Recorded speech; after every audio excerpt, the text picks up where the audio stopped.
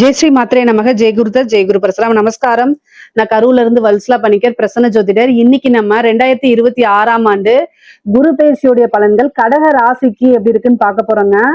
இது எப்ப குரு பயிற்சி வருது அப்படின்னா, திருக்கணிதப்படி ஜூன் மாதம் 1ஆம் தேதி 1/6/2026, வாக்கியப்படி 26/5/2026 அன்னைக்கு வருது. இந்த திருக்கணிதப்படியும் வாக்கியப்படியும் பாத்தீங்கன்னா கொஞ்சம் தான், 2 நாள் தான் 3 நாள் தான் வித்தியாசமா இருக்கு. அதனால முதல்ல வரக்கூடிய குரு பயிற்சி பலன்களே நம்ம உங்களுக்கு சொல்றேன். 26/5/2026ங்க. மே மாசம் 26ஆம் தேதி குரு வைகாசி மாசம் 12ஆம் தேதி செவ்வாய்க்கிழமை ஹஸ்த நட்சத்திரத்துல காலை 11:05 குரு 12ஆம், அதாவது உங்களுக்கு மிதுன ராசில இருந்து கடக ராசிக்கு வராரு. உங்களுக்கு இவ்வளவு நாளா 12ஆம் இடத்துல இருந்தாரு. இப்போ உங்களுடைய ராசிக்கு உச்சபலம் பெறாரு. 12 வருஷத்துக்கு ஒரு தடவை தான் இந்த பயிற்சி பலன். உங்களுடைய ராசியில குரு உச்சம் பெறும். பொதுவாவே ஜென்ம குரு கொஞ்சம் கிளேசம், அதாவது டென்ஷனை கொடுக்கும்னு சொல்லுவாங்க. ஆனா உங்ககிட்ட உச்சம் பெறாரு, உங்க ராசியில உச்சம் பெறாரு. நல்ல அமைப்புகள். ஏன்னா உங்களுக்கு 5ஆம் இடத்தை பாக்குறாரு. அதிர்ஷ்டம் தானா தேடி வரப்போகுது. இவ்வளோ நாளா அஷ்டமத்து சனியில ரொம்ப கஷ்டப்பட்டு இருப்பீங்க. இப்ப ராகுவும் உங்களுக்கு அஷ்டமத்துல இருக்கனால கஷ்டப்பட்டுட்டு இருப்பீங்க. இந்த தீர்த்து வைக்கிறதுக்கே கடக ராசிக்காரங்களுக்காகவே குரு ஒரு நல்ல விஷயங்களா இருக்கணும். ரொம்ப நாளா கஷ்டப்பட்டாங்க, பாவம் அப்படின்னு சொல்லி குரு உங்க ராசிக்கு வர போறாரு. அதுவும் உச்ச பலனுங்க. நல்ல அமைப்புகள். இவ்வளோ நாளா நீங்க ரொம்ப பாலைவனத்துல, அப்படியே வெயில்ல, கடுமையான வெயில்ல, ஒரு பாலைவனத்துல தாகத்தோட நடந்து போகும்போது அந்த இடத்துல ஒரு பூங்கா மாதிரி நல்ல ஒரு சோலை, நிறைய பழங்கள் இருக்கு, நல்ல காற்று, இதமான காற்று, நல்ல சுத்தமான நீர், இதெல்லாம் கிடைக்கும் போது சொர்க்கம் மாதிரி இருக்கும்ல, அந்த மாதிரி அமைப்பு தான் உங்களுடைய ராசிக்கு குரு கொடுக்க போறாரு. ஏன்னா 5ஆம் இடத்தை பாக்குறாரு. ஐஸ்வர்ய ஸ்தானம், பூரண லக்ஷ்மி ஸ்தானம் அப்படிங்கிறது 5ஆம் இடம். 7ஆம் இடம் நல்ல ராஜயோக இருக்கக்கூடிய அமைப்பு. 7ஆம் இடம். 9ஆம் இடம் சகல விதமான சௌபாக்கியங்கள், பாக்கிய ஸ்தானம். உங்களோட வாழ்க்கையில நீங்க என்ன விஷயங்கள் நினைக்கிறீங்களோ அத்தனை விஷயமும் தானா தேடி வரக்கூடிய அமைப்புகள். இது எல்லாமே கடக ராசிக்காரங்களுக்கு இருக்குங்க. நீங்க இவ்வளோ நாளா பட்ட கஷ்டங்களுக்கு எல்லாமே இந்த குரு பயிற்சி உங்களுக்கு ஆறுதலா இருக்க போகுது. அது இல்லாம பல அற்புதங்களை செய்ய போகுது. நன்மைகள் தான். குரு உங்களுக்கு பாக்கியாதிபதியும் அவரு தான். உங்களுக்கு 9 குடைவரும் அவரு தான். தெய்வ வழிபாடு, தெய்வ அனுகூலத்தை தேடிக்கங்க. பெரியவங்களை மதிச்சு நடங்க. பொதுவா வயது முதிர்ந்தவர்களாக இருந்தாலும் சரி, உங்களுக்குன்னு ஒரு குருன்னு இருப்பார் இல்லைங்களா? நீங்க என்ன ஒர்க் வேணா பண்ணுங்க, என்ன தொழில் வேணா பண்ணுங்க, ஆனா உங்களுக்குன்னு ஒரு வழிகாட்டி, இவங்க நமக்கு குருன்னு மனசுல நினைப்பீங்களா, அவங்க சொல்ல கேட்டு நடங்க. ஏன்னா குரு உச்சபலம் பெற்றிருக்கும் போது ஒரு குருநாதருடைய ஆசீர்வாதங்கள், அதே மாதிரி உங்களுடைய வெல்விஷருடைய ஆசீர்வாதங்கள்லாம் வாங்கிக்கங்க. அது ரொம்ப ரொம்ப நல்லது.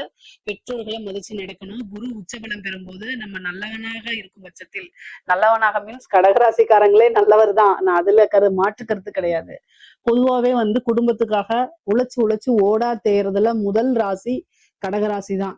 தங்களை என்னன்னா, அதாவது ரொம்ப டெடிகேட்டடா குடும்பத்துக்கு பாத்தீங்கன்னா ரொம்ப டெடிகேட்டடா இருக்கக்கூடிய ராசிகள்ல 12 ராசிகள்ல முதல் ராசி கடகராசியை தான் சொல்லணும்.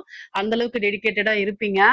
பட் ஆனா ஏன்னா சில விஷயங்கள உங்களுக்காக நீங்க வாழ பழகிக்கங்க. அதுதான் ரொம்ப நல்லது. குரு உச்சபலம் பெற்றிருக்காரு, பல நன்மைகள் இருக்கு. இந்த டைம்ல நீங்களும் கொஞ்சம், அதாவது தியாகம் பண்ணாம நீங்க செல்ஃப் லவ் பண்ணுங்கன்னு சொல்ல வரேன் நானு.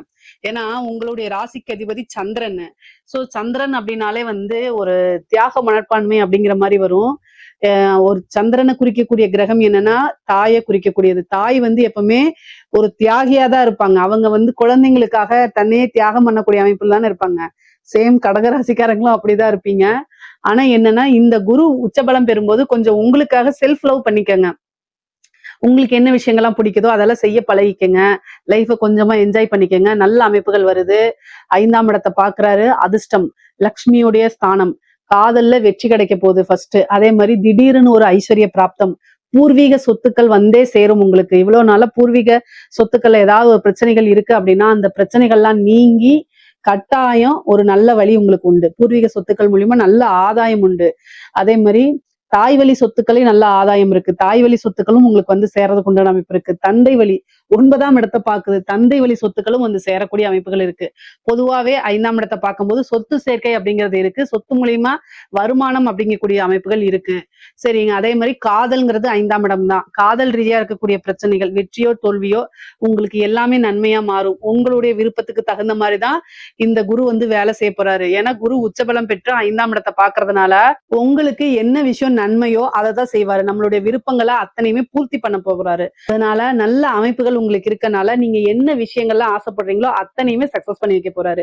பிரிந்தவர்களுடைய சேர்க்கை, அதே மாதிரி காதல் அப்படிங்கிறது திருமணத்துல போய் முடியக்கூடிய அமைப்பு, பெற்றோர்களுடைய ஆசீர்வாதம் மூலியமா திருமணம் பண்றது. அதாவது திருமணத்துக்கு வந்து பாத்தீங்கன்னா 100% உங்களுக்கு குருபலம் இருக்கு. கடகராசிக்காரங்க திருமண வயதில் இருக்கக்கூடியவங்க, படிச்சுட்டு இருக்கவங்களுக்கு திருமணம் கிடையாது, திருமணம் பண்ணக்கூடாது, சட்டப்படி தப்பு. 25 வயசுக்கு மேல இருக்கக்கூடிய ஆணோ பெண்ணோ தான் திருமணத்துக்கு உண்டான அமைப்புகள். அதைத்தான் நான் இங்க சொல்ல வரேன். உடனே ஜோசியர் சொல்லிட்டாங்கன்னு படிக்கிற குழந்தைகளை போய் பண்ணி வச்சிடாதீங்க. திருமணம் நீங்க ஒரு வேலைக்கு எல்லாம் போயிட்டு செட்டில் ஆனதுக்கு அப்புறம் 25 வயசுக்கு மேல எப்படியா இருந்தாலும் ஒரு உத்தியோகத்துக்கு போயிருப்பீங்க.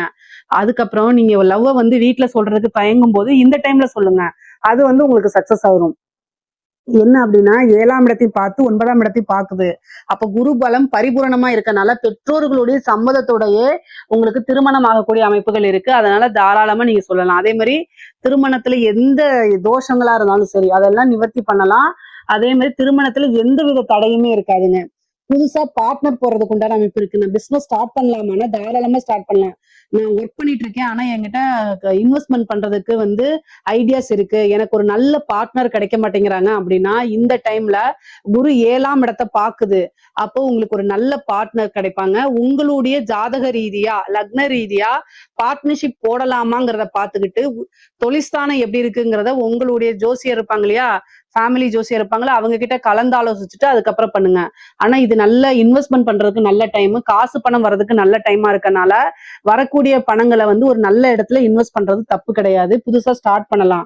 உத்தியோகத்துல இருக்கவங்களுக்கு ப்ரொமோஷன்ஸ் கிடைக்கும். திடீர்னு ஒரு அதிர்ஷ்டம் கிடைக்கும். வெளிநாடுகளுக்கு செல்லக்கூடிய அமைப்பு, வெளிநாடுகளுக்கு செல்லக்கூடிய யோகங்கள், கல்விக்காகவோ உத்தியோகத்துக்காகவோ பிசினஸ்க்காகவோ தொழிலுக்காகவோ வெளிநாடு செல்லக்கூடிய அமைப்புகள் உறுதியாக இருக்குங்க. அதே மாதிரி திடீர்னு ஒரு ஐஸ்வர்ய பிராப்தம் கிடைக்கும். உழைக்காத ஒரு வருமானம். நீங்க இப்போ ஏதாவது ஒரு விஷயத்த செஞ்சிருப்பீங்க, ஆனா அந்த பிரதிபலன் டக்குன்னு வரும். அதே மாதிரி லாட்ரி கிடைக்கிறதுக்கு உண்டான அமைப்புகள். ஒரு லாட்ரி வாங்கியிருப்பீங்க, சும்மா வாங்கியிருப்பீங்க, டக்குன்னு அதுல ஒரு பிரைஸ் வர்றது, இந்த மாதிரி இதெல்லாம் இருக்கு.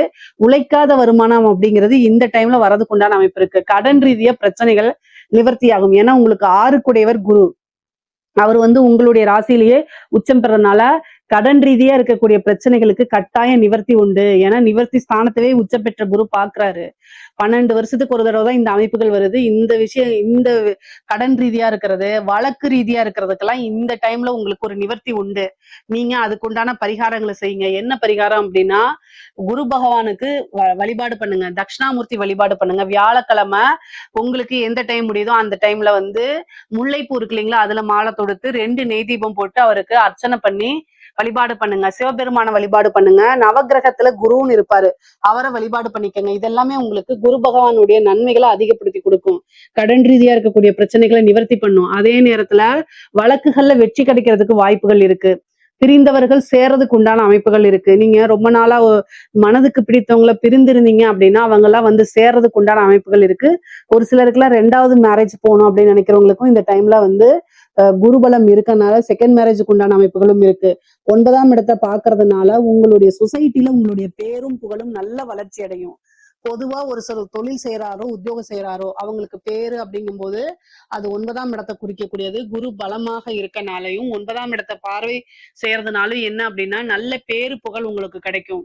முக்கியமா இந்த பப்ளிக் ரிலேஷன்ஷிப், அதாவது இந்த அரசியல்வாதிகளோ அல்லது வந்து பொதுமக்களோட தொடர்பு உள்ள நபர்களுக்கெல்லாம் வந்து நல்ல ஜனவசியமும் உண்டு. பொதுமக்களுடைய ஆதரவுகள் கிடைக்கும். அது மூலியமா உங்களுடைய கெரியர்ல நல்ல டெவலப்மெண்ட் கிடைக்கும். நீங்க வந்து அது மூலியமா காசு பணம் சம்பாதிக்கிறது, உங்களுடைய பொசிஷனை அடுத்த ஸ்டேஜுக்கு உயர்த்தி கொண்டு போறது, வாழ்க்கையில உயர்வான நிலைய அடையிறது, இது எல்லாமே நடக்கும். அதே மாதிரி பெரியவங்களுடைய ஆசீர்வாதங்கள் உங்களுக்கு கிடைக்கும். சொசைட்டில பெரிய மனிதர்களுடைய தொடர்புகள் கிடைக்கும். பழக்க வழக்கங்கள் உங்களுடைய சர்க்கிள்ல பெரிய லெவல்ல ஆகும். அப்போ வந்து என்னன்னா உங்களுக்கு நீங்க ஏதாவது ஒரு பிசினஸோ உத்தியோகம் இருந்தா அடுத்தடுத்த ஸ்டேஜுக்கு வளர்ந்துட்டு போகக்கூடிய அமைப்புகள்லாம் இந்த வருடம் இருக்கு. கடகராசிக்கு இந்த வருடம் வந்து ரொம்ப அற்புதமான பலன்கள்ங்க.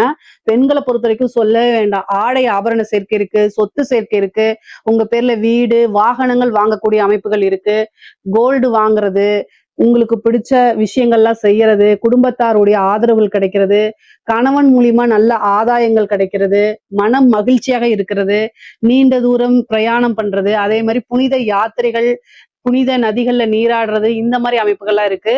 பொதுவா 9ஆம் இடத்தை குரு பாக்குறதுனால ஒரு தெய்வத்தை உபாசனை எடுங்க, ஒரு குருநாதர் வழிபாடு பண்ணுங்க, குருவுடைய ஆசீர்வாதங்கள் வாங்குங்க.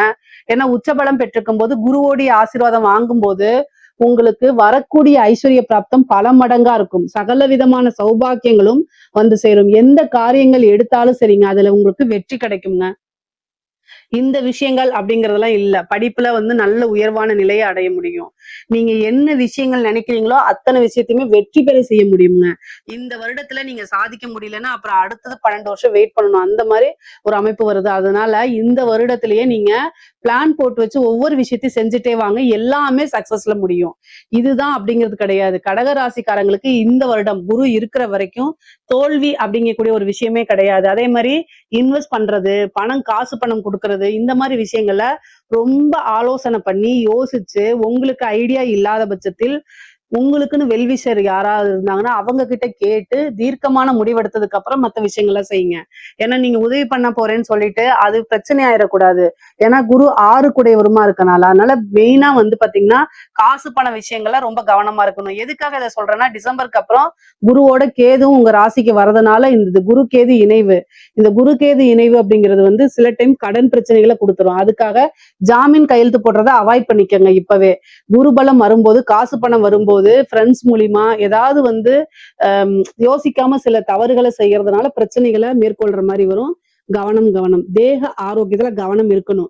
ஏன்னா 6 கூடையவர் குருவா இருக்கனால உடல் ரீதியான பிரச்சனைகள் வரத்துக்கு வாய்ப்புகள் இருக்கு. ஆனாலும் 7ஆம் இடத்தை குரு பாக்குறதுனால எந்த பிரச்சனையா இருந்தாலும் அதுக்கு நிவர்த்தி உண்டு. அதனால கவலையே வேண்டாம். உங்களுக்கு பரிபூரணமான குருபலம் இருக்கனால, அமைப்புகளும் இருக்கனால, தெய்வத்துடைய பரிபூரண ஆசிகளும் இருக்கனால அனைத்துமே நன்மை. கலைத்துறை சார்ந்தவங்களுக்கு எல்லாம் ரொம்ப அருமையாக இருக்குது. நிறைய காசு பணம் சம்பாதிக்கிறது, மக்கள் கிட்ட சென்றடைகிறது, பிரபலியமாகிறது, புது புது வாய்ப்புகள் வர்றது, இது எல்லாமே உங்களுக்கு நடக்கும்.